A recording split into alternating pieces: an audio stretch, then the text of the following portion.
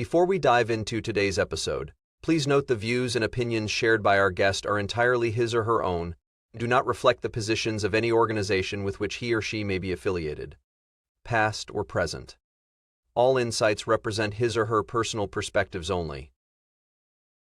Hi, welcome and grüezi to a new episode of Governance Unplugged. Internal audit is not a technical function. It is an institution of trust. What I just read to you is how Martin Studer is opening his personal manifesto of internal audit. His argument is that audit is not really a control function at all. It exists because organizations are human and because human systems bend under pressure, incentives, and ambition. Rather than me read the manifesto to you, I want to take Martin through the ideas at the heart and let him put them in his own words. The manifesto will be linked in full in the show notes of the podcast, so you're going to have full access to Martin's words. So let's get right into it. Martin, a very warm welcome back to Governance Unplugged. Thanks, Thomas. It's a pleasure to be back on the show. And, maybe we can turn it a bit differently. I'd like to start with a kind of an opening positioning of the topic. And here it goes. I think, and I've been in this profession for 35 years, and I observe that the professions focus too long on focusing on something which is maybe important but not utterly relevant, which is activity. Focusing on how many audits in an audit plan, focusing on what kind of procedures delivered, reports delivered, things like that. And this may be nice, but it's, in my view, giving answers to the wrong questions, or it's the wrong question maybe to start with. At the end of the day, in my view, it's about the change. Our work is teasing from the readers of our communications or listeners to our stories we tell. And only that really constitutes assurance. And that's really, I think, where my thinking starts. I think that's a very honest place to start, Martin. And for a long time, our profession measured its worth through activity, as you just mentioned it. Audits delivered, reports written, controls tested. But you are saying none of that is the real point, unless it actually changes how someone thinks or decides in the organization. That framing will run through everything we're going to discuss in the following conversation. And the first thing I want to test it against is the foundation you say everything else depends on. Martin, you call independence the only real asset internal audit starts with, and you make a distinction. I think it's important. You treat it not as a principle written in a charter, but as an operating condition of internal audit. Something that is to be lived and have to be lived daily. And then you add a line that I find personally very, very human. Independence means accepting the price of solitude. It means not needing approval to be right. What does real independence actually cost the person who holds it, Martin? Yeah, this goes deep, Thomas. And I have to say it kept my mind busy for the entire time I was in the audit profession. And it kept me busy because I think when we go to the definition, like it's kind of proclaimed by the IAA, we talk about two terms: independence, which is the reporting line to the audit committee eventually, ideally. And on the other side, we have conflict of interest, which is more a technical way to stay out of relationships that are maybe not helpful for an unbiased view. And I think neither of the two terms frame what I really think sits at the core and what you just set the stage. Because on paper, independence is a line in a standard. You mentioned that price of solitude is having the capacity as an auditor, eventually as the head of audit, to stand alone with your views, which are tested, which are solid. And then it goes into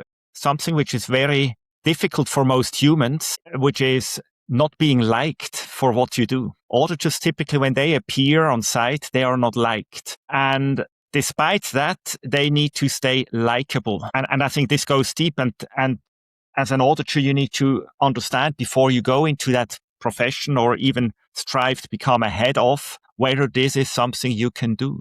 And if you agree with yourself that you can't, then you should abstain from the role, because it will make you, despite your reporting line or absence of conflict of interest, a tool that is not helpful, because you will strive for being liked and approval. And if there is pushback, you go into this human reaction pattern of defensiveness. An auditor should never be defensive, because they should have done their work where they believe it matters most for the organization. And that's rarely the place where management wants you to be. So in consequence, if this kind of independence, the way I just framed it, is absent, then internal audit is just a fig leaf. It's scenery. It will not unfold the kind of impact which makes it, and you gave the opening line, an institution of trust. Mm-hmm. So I think when we talk about independence, that's really what is at stake. And you don't find that in internal audit standards. You don't find them in the kind of internal audit charters, which may vary organization to organization.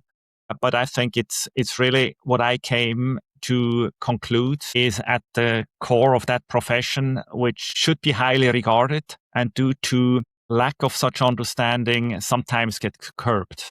You draw a sharp line and deliberate line in your manifesto between producing assurance and granting assurance. You write that if nothing changes in how decisions are made, no assurance has occurred. We have merely moved the paper. That is a direct challenge to how most audit functions that I know measure their success. So what do you mean by that distinction, and where do you see organizations confuse the two most often in practice? Oftentimes I hear and heard statements like, we provide reasonable assurance. And oftentimes that's written in the report as first line, it's a disclaimer. We provide reasonable assurance. I think assurance does not live in a report. It lives in the mind of the recipient of the message. I spent a long time in my professional life in the insurance industry. And I think the insurance industry struggled with the same thing. There was insurance language in a policy, but when things then happened and a client wanted to submit a claim, the insurer would depend on the language no one anyway understood fully. So they had to reconsider and did a lot of effort to help the client better understand what they really take as a risk and how to collaborate and how to seed certain risks onto maybe the insurer's balance sheet. And I think that was really helpful. In the internal audit profession, I think it goes in the same direction.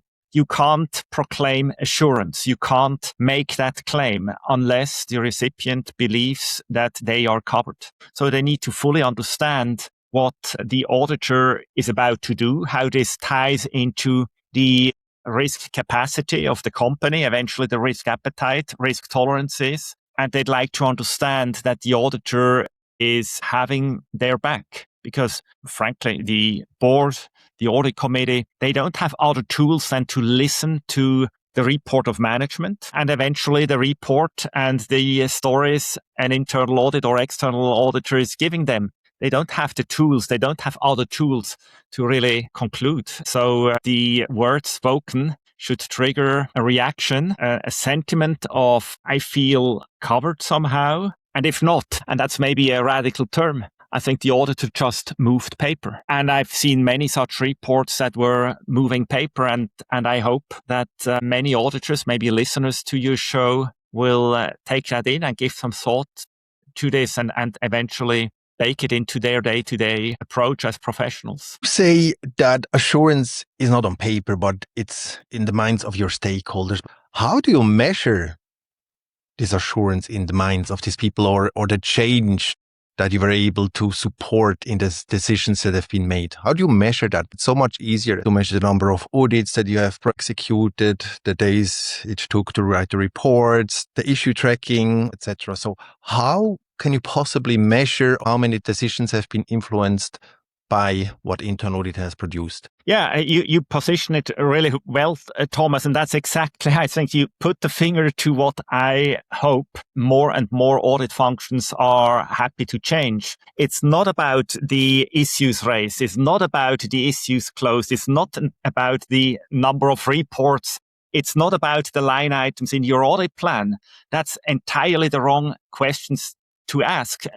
Because it may very well be then that it's entirely irrelevant, and tested irrelevance at the end of the day is still irrelevant. And many audit committees, they get a sense for whether the internal audit intervention, the effort spent in internal audit is worth it. So it boils down, in my view, to the core question, where is value created in a business and where is value destroyed? If you would ask that question as the only question to start an audit committee with, let's assume the chair of the audit committee, the chairman of the board or the CEO would ask exactly that question. Where do you, chief audit executive, see that value is created, value is destroyed? So does the auditor have an answer here?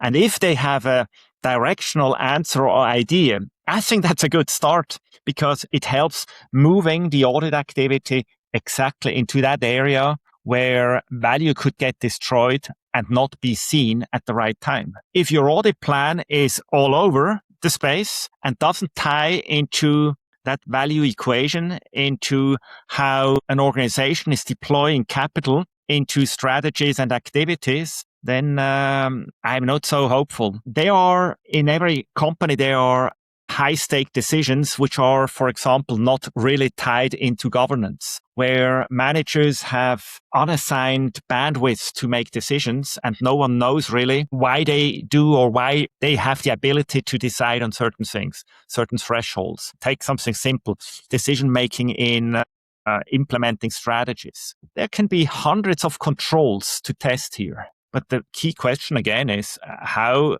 in implementing this transaction, do you really create value on a committed timeline? And how would you find out as a board, as a CEO, as a management team that this timeline is not observed, maybe not identified? So I think it's not in the documentation, and I've seen many scenarios where there were nicely prepared processes and control matrices. You could do tests of 1 or tests of 100. The controls would be okay, but the outcome did not address the key question. And on the other side, I've seen situations where the auditors would come back with a report of ineffective because there was maybe not a clearly identified process or some controls were not effective, but the outcome was right. So why was that? And I think the auditor should ask that question in order not to become brutal. Because it's so easy to move an ineffective audit report, which is entirely irrelevant at the board level. Maybe it's important at the subsidiary level or at the process level or at a shop floor level. Then anchor it there, but bring context to the board. That creates relevance. What also creates relevance is when you work with the management teams you audit and you help them understand how your intervention, even if it's maybe painful or not really doesn't feel comfortable, how it can make their life better. And you also need to understand that relevance means that you appreciate that the audit intervention is only a small fragment of the time it takes to fix something.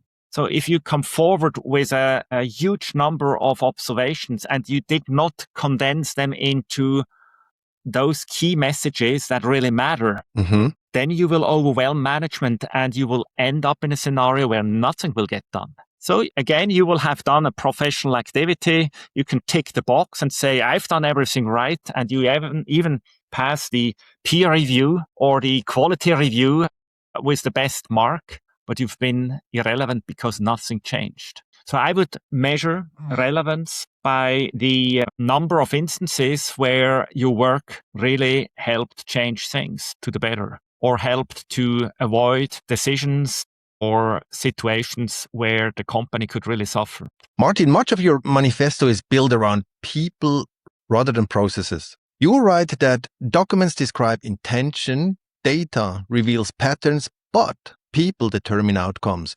And you add that cognitive bias is not an anomaly in organizations. No, it is the default state. You are placing human behavior very close to the center of this work. So why is that? And what does it mean for the way we actually conduct internal audits? Well, the answer can be very simple because companies these days are mostly still run by humans. And humans, they wake up on a day and feel different from how they woke up the day before or the day after. So it's well researched and documented that humans, they operate with a lot of bias. Even if they don't want it, if they don't observe it, it's still true. So I think that's pretty at the core. And what I found out in my roughly 3 decades of work in that space, be it as a leader or as an auditor is that people cannot see their own mistakes. And if they work in a small team, the team can't help in identifying these faults and mistakes either. So a good audit starts with reading people and reading the conditions under which people work. In a large company, I would say, as also in small companies, but in simple terms, most people don't wake up to do bad work, but they can't see when they divert. Some people in a large company, let's say 2% of the people, just to take a number, they are happy to go outside the framework if they see sufficient benefit in it. So these are human conditions we need to capture. And cognitive bias, read Kahneman, read Sapolsky and others, Huberman, they help you better understand under what conditions human decision-making is getting flawed, and this needs to be baked in. From my experience, when we look into an audit universe, let's say of 100 units, 100 subsidiaries or departments, or distinct auditable units, you can see some who always produce outstanding results, and you see some others under the more or less same conditions produce outliers or dissatisfying results. And there is a reason. It's a human reason behind it. So I think the most important thing, which audit reports oftentimes remain silent, is putting finger on that human condition. And some people, frankly, are just not made for the jobs they are entrusted with. And I never advocate for the kind of management audit which goes and plays to the person, but audit is there to protect the organization. So you should not exclude one of the key driving forces for outliers, which is human decision making. And then maybe one point, it's drilling maybe a bit into the idea of how auditors are perceived and what work they need to do. Let's assume that my earlier claim is correct, that auditors are not always liked when they do their work, but they need to remain likable in the sense of not being perceived as cynic or arrogant. And that's a very subtle threshold because it can be exploited from both sides. An auditor can come with a deal of arrogance to bring their points across. That's not really what I hope to see. On the other hand, management who gets audited, they know they can push the pedal as well and claim arrogance where there is none, claim cynicism where there is none. And this puts a lot of emotional, eventually ethical pressure on the auditor. So it's a subtle balance, but it all happens in the framework of the human condition that is available and present in a certain organization, department, function, whatsoever. Martin, I really love what you're saying. I fully agree that human nature and human behavior is a core element of how things work in an organization. But now my question is, how do you document or communicate such observation in relation to human behaviors? And especially if these observations are at the very top level of an organization? That's a difficult one. It depends a bit on different elements. And I maybe don't have the precise answer. I would say in the ideal world, we do a bit more psychometrics before we hire people. Not only just, but also management. It starts at the beginning. Maybe my analogy here is when you go to a club, you typically find a person standing at the door who lets certain people in and sends some others back. And maybe for the third group, they say, well, not now, but wait here aside. Eventually, we'll let you in later. And that waiting position is rarely there to not let them in, but to observe them. And it's a bit the same thing with letting people into an organization. And if you see, let's say you test the HR process of recruiting and onboarding people, and you see that the background checks, psychometric for certain management level is not done or just done as a fig leaf somewhere after the hiring decision has been made. What can you expect? So as an auditor, this would be an alarm sign beyond the rating you give on that audit report. It goes back to what I mentioned at the beginning. Why do we audit? It's where is value created? Where is value destroyed? I think where most value is destroyed in a company is by letting in the wrong people. So that's really the first important decision. It's well researched that the wrong hiring decision, let's assume you bring a manager in who's entirely the wrong person, they will destroy that department they are entrusted with in no time. until you get back to the status before. It takes 1-2 years until it's then improved.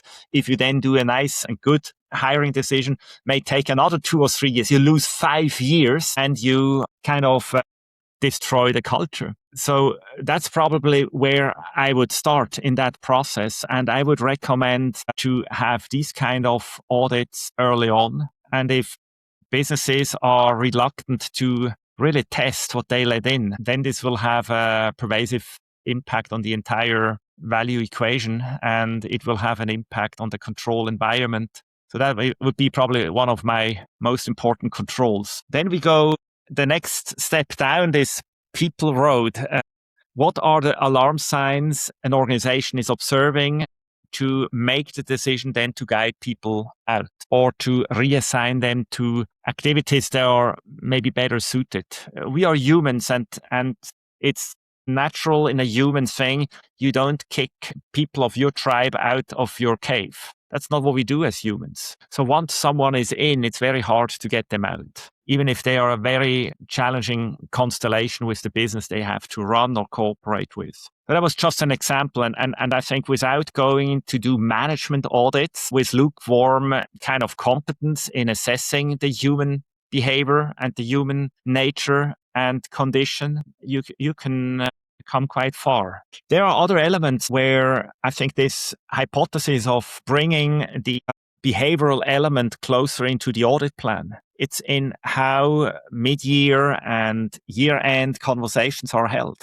Mm-hmm. Are they really challenged, or is it in the hand of a poorly trained manager just to try and bring their year-end assessment, mid-year assessment across to the person involved because they have to fit into a bell curve? Do they get some coaching in how to, or challenge in how they assess and make that conversation meaningful? It's clear happy people somehow contribute to happy organizations. Oftentimes it's not really part of the deep learning curriculum. And I think this is a core element or a core topic of what we're doing. I'm not going to let you off the hook right now. How do you communicate it to the board or to the management if you identify, if you observe behavior, maybe even at executive director level? How do I communicate? That's my thought, or what I always appreciated is my quarterly informal one-to-one with the head of the audit committee to have this kind of conversation. Should I write it in a report? Maybe not.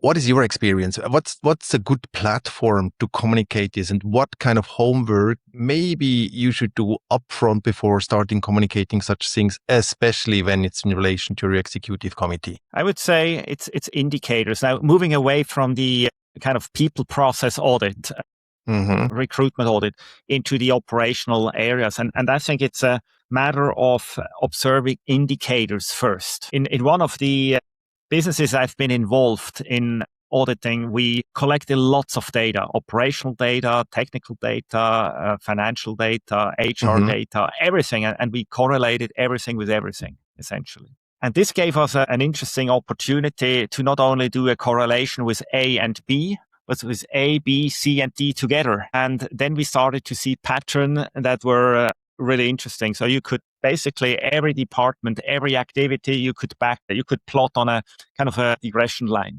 And then it was visible a poor outcome and poor people net promoter score and poor customer feedback would sit, technically speaking, even on that line somewhere. And the opposite was true as well. High NPS and great customer feedback and great financial results were also sitting on that line, just on the other side of the line. But then you had outliers where things weren't really clear why it happened. For example, poor NPS, so unhappy, unengaged employees with good financial results, and maybe an overproportional deal of complaints, client complaints. And then you said that's an outlier. Why is that? It contradicts the equation of happy employees create happy results and happy clients. So then you would say that's a flag, and now let's go and test why this is. And you would do that from a curiosity perspective first, without preconceived answer to it. you would say, let's go and see why is that? And then oftentimes you would find things that help explain, such as a manager who would put pressure on their employees in filling in those NPS surveys, for example, or key client dependency. A team that would focus only on one client with a high revenue and a high profitability. And on the other hand, maybe you would see teams who cheat in the invoicing. So that would create a lot of margin, but then lots of complaints or even lawsuits. So you would start with an indication which is driven by curiosity. And from there, you would start drilling into it and try and understand. I think the term auditing comes from audition, from listening. So that's a way to understand. You can listen by reading, by really listen to someone speaking. You can do that kind of work of trying to understand, which I think is the key role of an auditor, to understand and then to group. And then you can take the example again of the high NPS with the bad results. You can sit down with the manager of that department and say, why is that? And this can have different reasons. A reason could be that they wanted to cheat because they tried to push their bonus. It can also be that they were just not trained and didn't know better, that they were under real pressure. So in those two cases, probably the measures to act would be different. So again, it's about understanding, it's about curiosity. I think an auditor needs to be a curious mind in order to be a good auditor. And it goes back to the human nature. You can test that. When you bring in an auditor, you can do psychometric testing to find out whether you bring in someone who is sloppy or someone who's curious, whether you get someone who's curious but not focused. That's also a bad auditor, by the way. A curious mind who can't bring it down into a funnel and then conclude. That's a bad auditor, in my view, because they will never be sharp in their conclusions. They would always say, now I have another idea. They open another box. They will never end an audit. So the psychogram of an auditor is quite specific, in my view. Curiosity combined with a strong drive for getting things done, ultimately. And character where not being liked, but staying likable is part of their programming. How many such auditors do you find? If they apply for a job, you don't know, but you should test it. Now to your question, Thomas, how to elevate such observations. This is a very delicate thing, because if you're wrong, you can kill a career, also your career. If you raise a concern which is not nicely balanced, you can kill the individual's career, life, family, whatsoever. It's a delicate thing. But again, you can bring it down to facts. Take the example I gave. You say, in this unit, it occurs that people were filling in their NPS under pressure.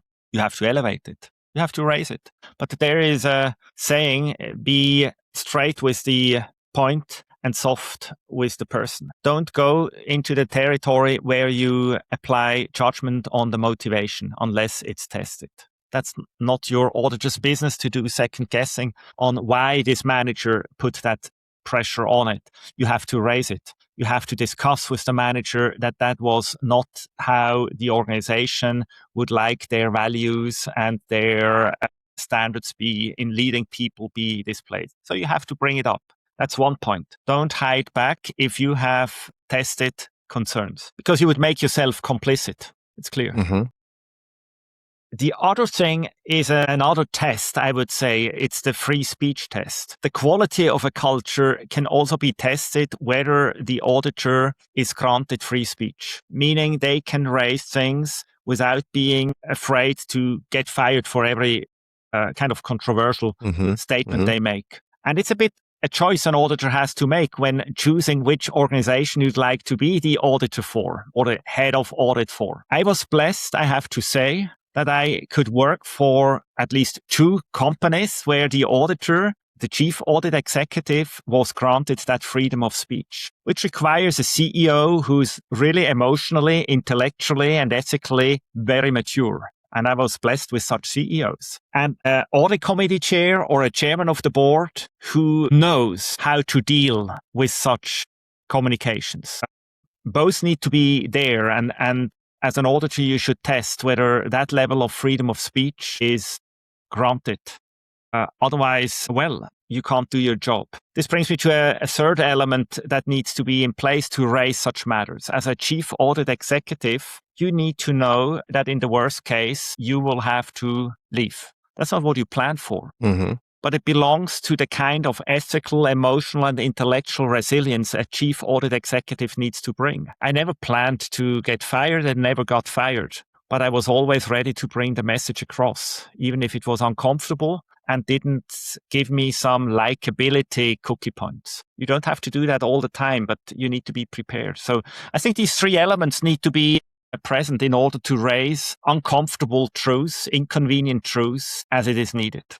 And I think that's a fantastic bridge to my next question, which is about the chief audit executive. So you describe the chief audit executive not as the best auditor in the room, but as something quite different. The architect of credibility, the designer of the mandate, the guardian of independence, the translator of complex reality and the career of a courage that does not need to be loud to be effective. That is a specific, demanding portrait. What is the real job at the top of the function? How would you describe it?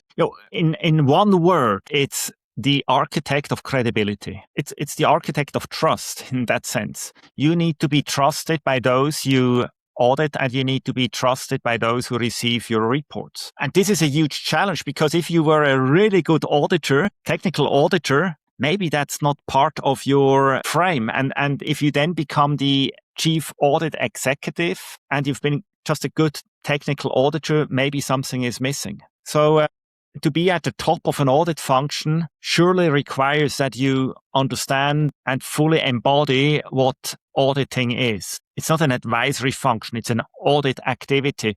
If you don't feel that, you will not guide your teams properly. Mm-hmm. But in your own role, it's not to be the best auditor, it's the best storyteller on the back of what has been audited. Storytelling not in the sense of telling wild stories. Storytelling in making the tested technical, eventually technical results understandable for an audience who doesn't have a lot of time to understand and who oftentimes come not even from the same industry they contribute to. Mm-hmm. That requires a lot of intellectual, emotional, and ethical experience in doing it. And I always come back to those three elements. It's a difficult job to be the head of, and it starts in the beginning when you think of who hires you.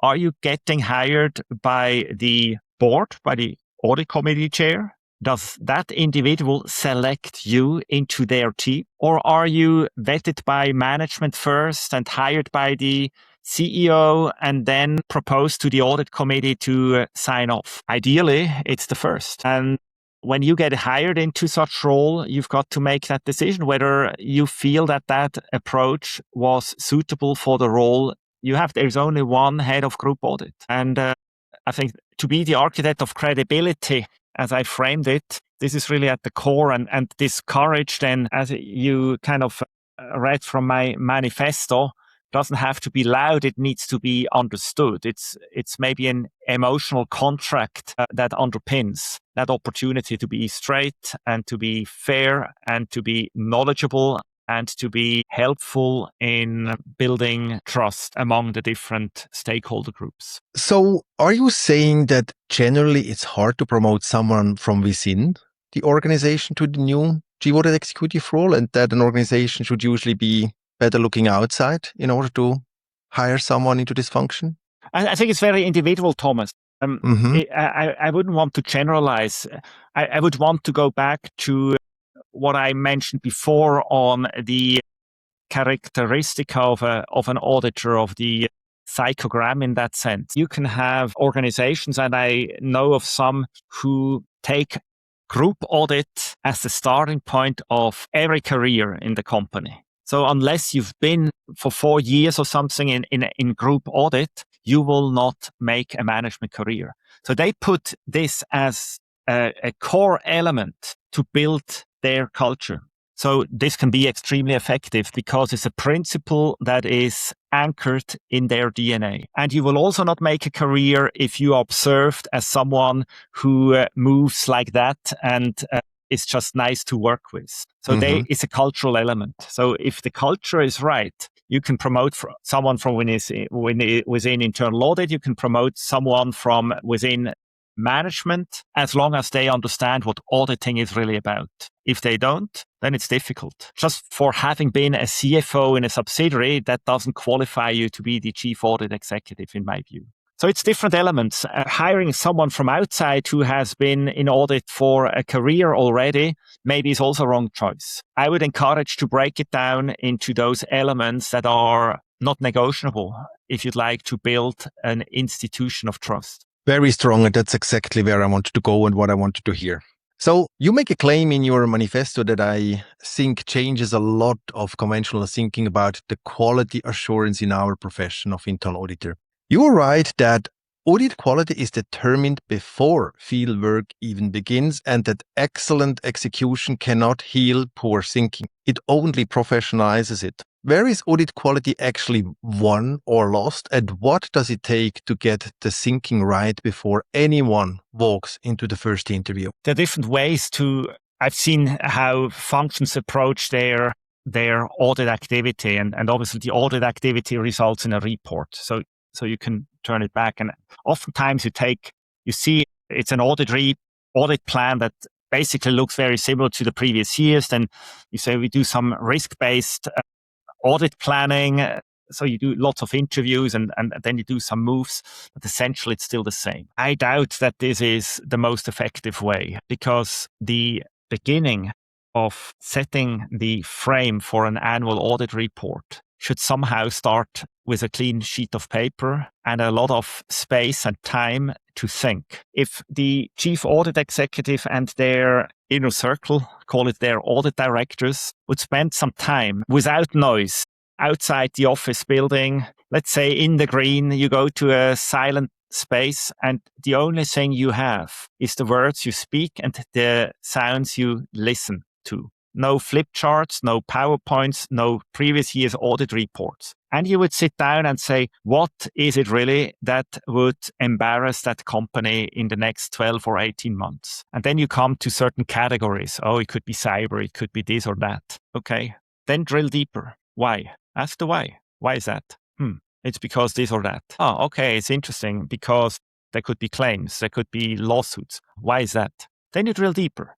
So after 2 or 3 days, you probably get to a pretty good idea for what could embarrass that company to an extent that it would make it to the front page of a newspaper or into a courtroom or onto the desk of a regulator. So that's where all the quality starts. By the idea to truly care for that company, truly care for what constitutes that company, which is the risk capital and capacity that has been granted by the shareholders, for example, or by other business partners. Okay, if that's true, then how would that audit report, that audit plan look like? Maybe different. Then you could say if someone insists to have 500 more audit activities to just cover the base, then that's okay. But start with the low frequency, high risk, and only get to the low frequency, high risk is where to start. And then you go to the high frequency, low risk. All those thousands and 10,000s of activities,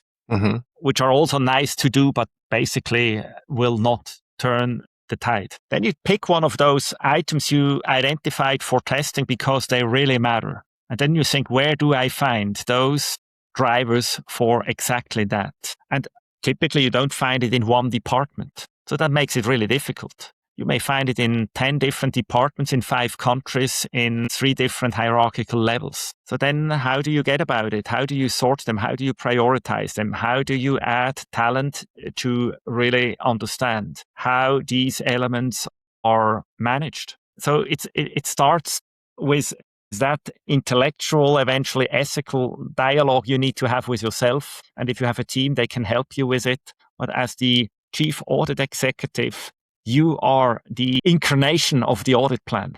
All right, that's a good one. You're the incarnation of the audit plan. I like that.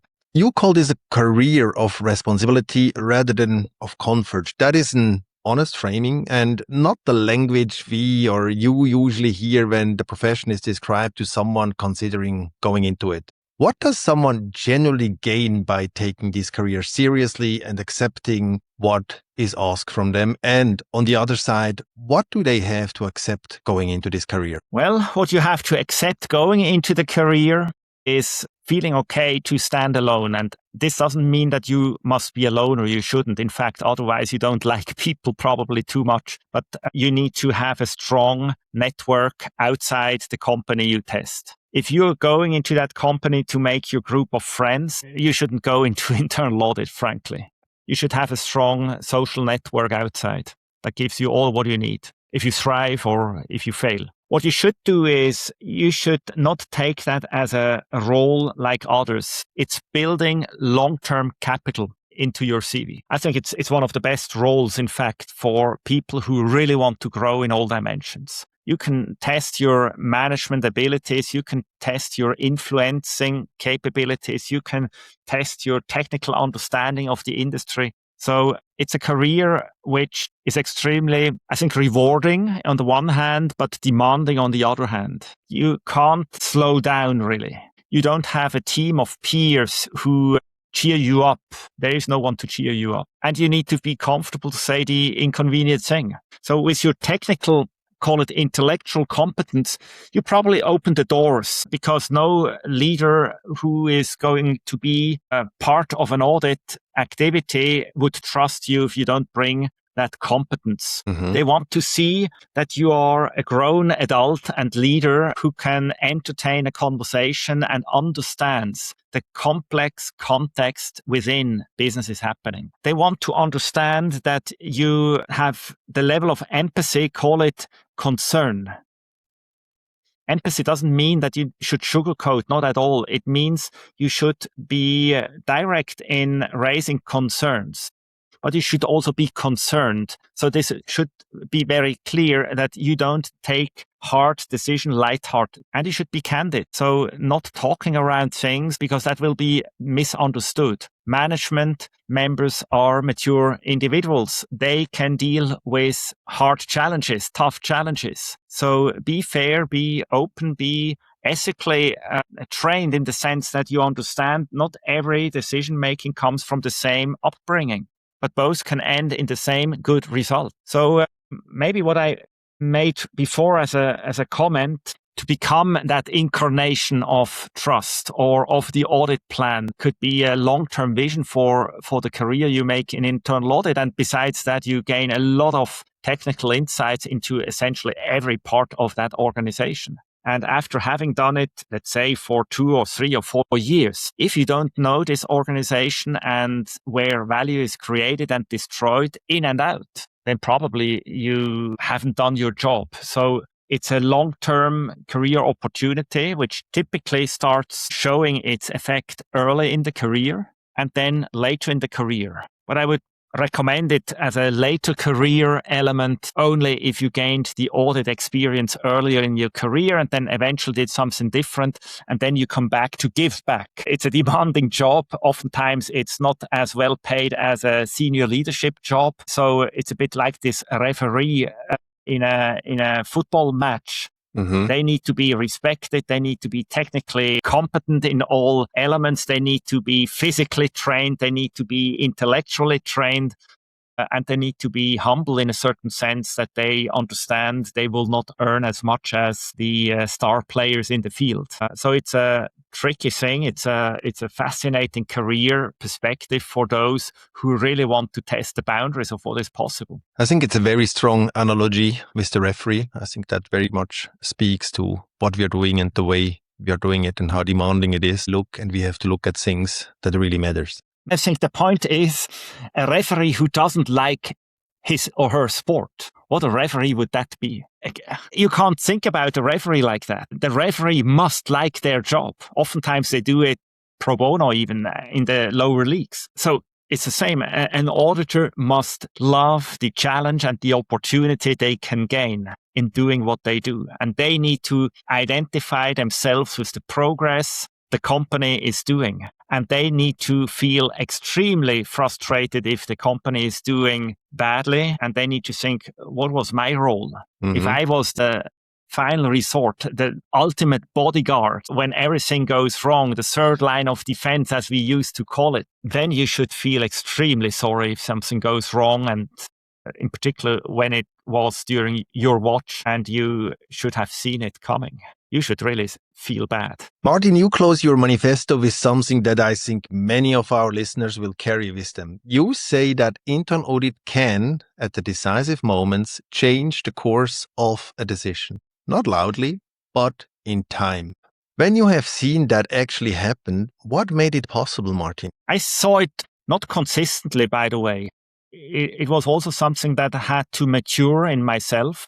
I would say earlier in my audit career, internal audit career, I was much more technical and maybe analytical in my reporting, going to an audit committee chair or going to a CEO and just reporting what we saw.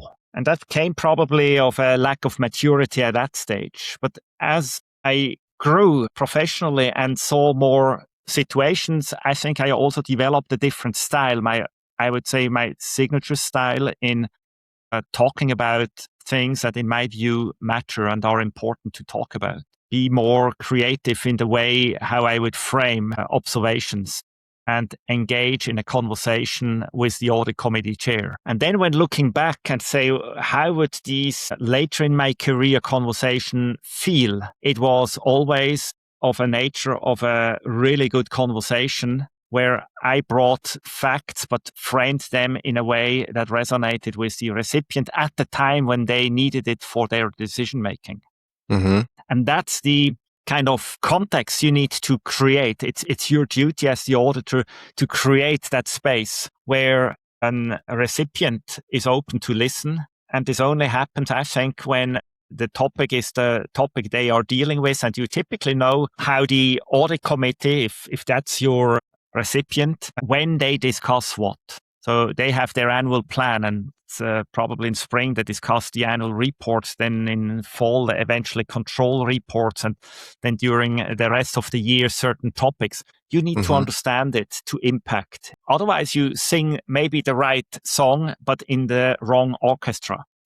And this is to be avoided, and this makes you getting closer to your audience to better understand what keeps them busy. And if you do it again and again, the audience, the audit committee chair, the audit committee, eventually the entire board or the chairperson of the board, even the CEO, they will come forward with their concerns when they think about what they need to discuss and conclude on.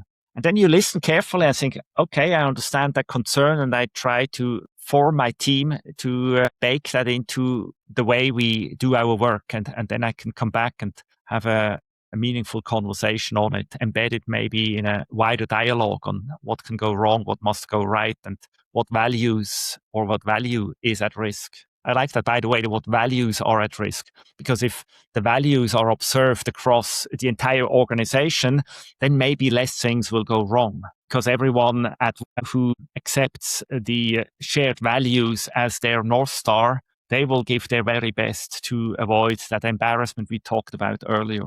So that's when impact really happens, when management starts trusting audit beyond knowing that it may be painful from time to time or inconvenient, to say the least, and still open up. That's the moment when you know as an auditor there is that kind of threshold of trust, which is necessary to do a good job and to be of meaning, of impact for the organization.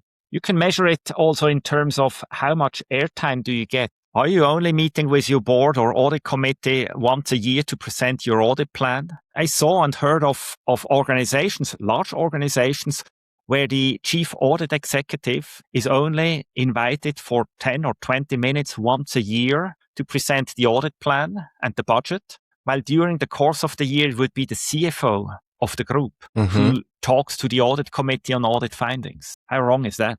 So this would be a sign for me that there's very little impact of what the investment in audit is converting into. If the auditor has earned and then owns the right to sit and contribute to the board, maybe the risk committee, the audit committee, full length, and gets monthly generous airtime that is comparable to the airtime the CFO would get, then you know that these interactions would not happen if there is not an idea of impact you can create, because these executives and board members, they just have no time. So without that standing, you may be entirely right in the way how you audit it, but you may be entirely wrong in what you did anyway. I think these painful moments that you mentioned before, I truly believe they are a very essential part of building a strong relationship with your stakeholders, because these kind of moments give you the opportunity to prove yourself, to prove your integrity, your technical skills, your skills of communication. And these kind of moments help you to grow your trust within the organization. Usually they are painful, they're challenging, but I think they're absolutely key in order to grow in your career as a head of internal audit and probably as a internal audit function as a whole. It's about finding a way to address how value is destroyed and how value is generated in a business. If you can land and anchor your internal audit activity, it's not about pain.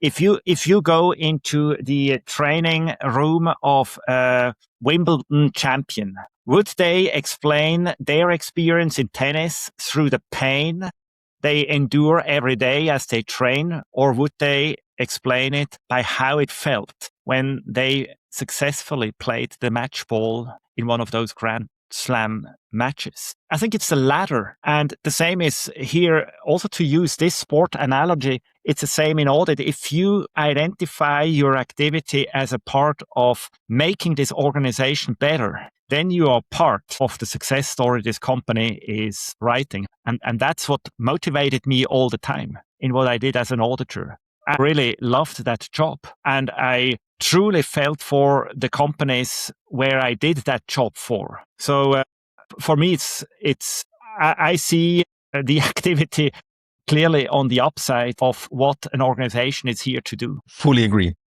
One of my stories is in my younger years, I played with the Swiss national team in basketball. And in order to prepare for our European Championship tournament in Greece, we had a 2 weeks intensive practice camp. And after 3 days, we hardly could feel our legs. And our coach came to us and asked us, "Do you feel pain?" And we all were like, yes, hoping that maybe it's going to reduce like the intensity of the training.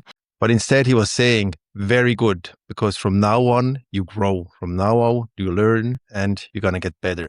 And I always took this throughout my career. And when I talk about pain, you feel it when you grow in whatever way, yes. And at the end of the day, it's the success you have, being in sports, being in your career, because you can feel how you grow, but you can feel it.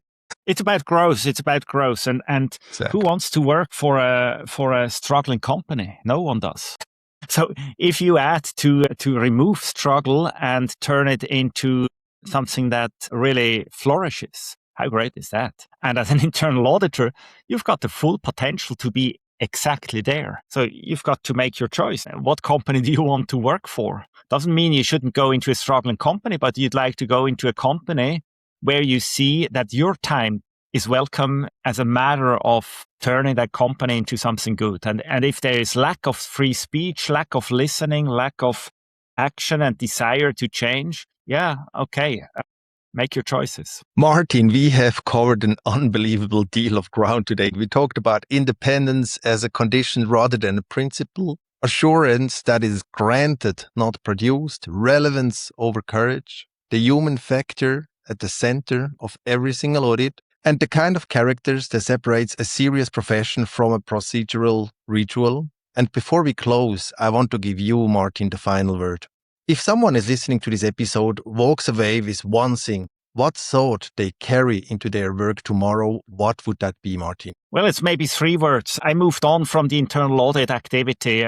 I've seen the world through the lens of management and leadership. I've seen the world through the lens of the assurance provider. And I've seen the world and see it now through the lens of governance and investing. And giving consideration to all of the 3, I think there is a very positive message. It's about making businesses strong. And this takes a lot of time. So if you are a board member, then stretch your internal audit activity. Don't be happy with less. If you're an internal auditor, see the beauty in that profession. It's making you a very strong voice if you take that challenge. And if you're in management, then do some introspect as well and say, yeah, maybe audit has a point. Maybe they are clumsy from time to time in framing what they saw. But what is it I can do to make the company I'm entrusted as a member of management better? What can I do? And so I think we talk here about the same thing. It's about the value equation. It's about making businesses a strong part of an economy, providing safe working places for the people who work there and producing something the market demands. So these are eventually the three functions of a company, and that's what internal audit is entrusted to put their hand on. And it's a wonderful job. It's a great opportunity to grow. And well, as it concerns me, I'm super grateful that I could spend some years of my professional life in being an auditor. That is an amazing conclusion of our conversation. So Martin, sincerely, thank you for this. Thank you for bringing so much depth, so much honesty, and so much genuine care of our profession.